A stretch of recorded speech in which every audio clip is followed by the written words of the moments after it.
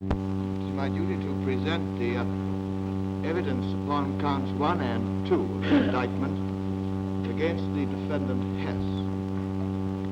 My Lord, there has already been given much evidence of the subversion of the churches in order to eliminate any hostile parties there may have been to the Nazi Party. Hess again took his share in that legislation, and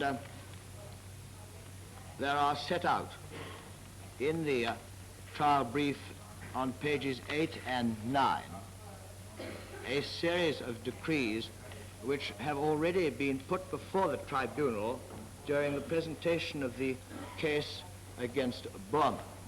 Bormann, it will be remembered, was at this time and throughout until Hess flew to England, Hess's deputy.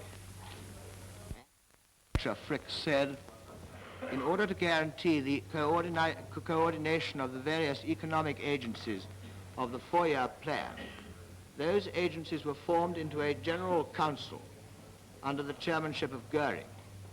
Its members are the state secretaries of the agencies working in the field of war economy, the chief of the military office of economy, and a representative of the deputy of the Führer. And lastly, a quotation from the National Zeitung of the 27th of April 1941. A long while ago, it was still before the outbreak of war, Rudolf Hess was once called the conscience of the party. If we ask why the Führer's deputy was given this undoubtedly honorable title, the reason for this is plain to see. There is no phenomenon of our public life which is not the concern of the Führer's deputy. So enormously many-sided and diverse is his work and sphere of duty that it cannot be outlined in a few words. And it lies in the nature of the obligation laid on the Führer's deputy that wide publicity hears little of the activity of Rudolf Hess.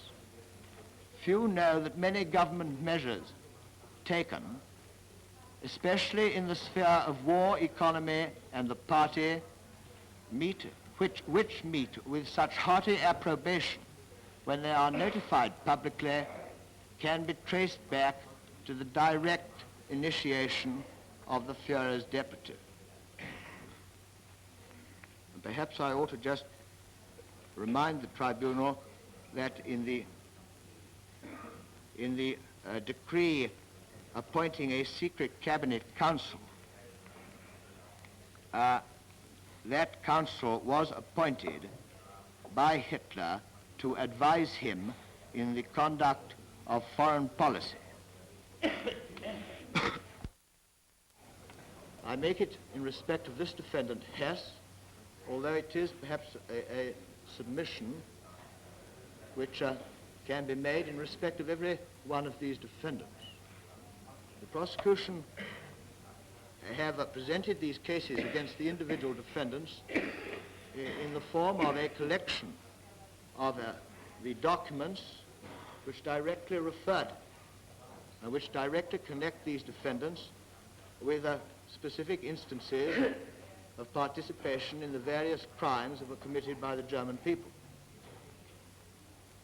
My Lord, it will be my submission that it is sufficient to justify and bring home the conviction of this man and his colleagues to produce simply evidence of their positions in the Nazi state and in control of that state, and also the general evidence of the crimes which were committed by the German people.